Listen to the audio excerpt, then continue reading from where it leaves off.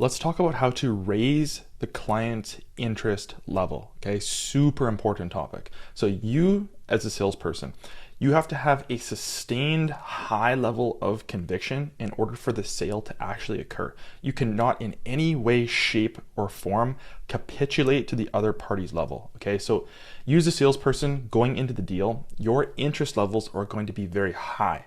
The potential client, they're going to have a very low interest level. Okay, so just be very clear.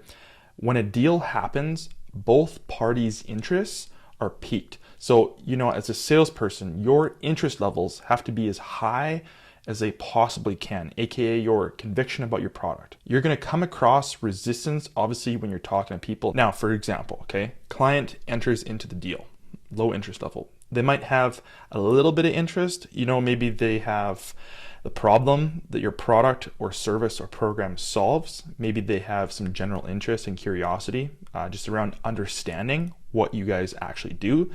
Maybe some of their friends bought or enrolled into your product or program, and they're trying to figure out why other people bought your product and trying to justify it to themselves. Check this out. Okay, so the client's interest level comes in very low. When you talk to somebody who naturally has a low interest level, you have to get their interest level higher in order for the deal to actually occur. In the context of schools, for an enrollment to happen, what does this actually mean? So that means that you cannot in any way, shape, or form lower your interest level. Your conviction rate must be at the highest level possible. You should be fully sold on why your product, your program costs as much as it does, why it is the way it is.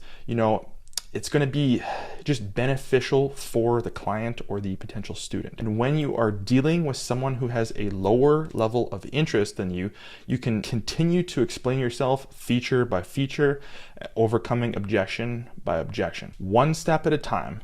You're moving the client's interest level up, up, up. You will likely recognize this. All of a sudden, there'll be some tonality changes in the conversation in the individual. You can hear, you'll be able to literally hear it in their voice. There's a little more interest, there's a little more curiosity. There will be less resistance than there was in the beginning of the conversation when their interest was at the lowest level. Their interest will raise because your level of conviction and interest was sustained. If you lower your interest at any point, the client will lower their level of interest as well. It's literally just a game of capitulation to one another. When they enter in, and if you waver on the bar of your interest that you have set, you will be pulled down to their interest level and no deal will actually occur. The only time that a deal occurs when you maintain your level of conviction about why the person needs your product, your service, your program, your offer, whatever it may be.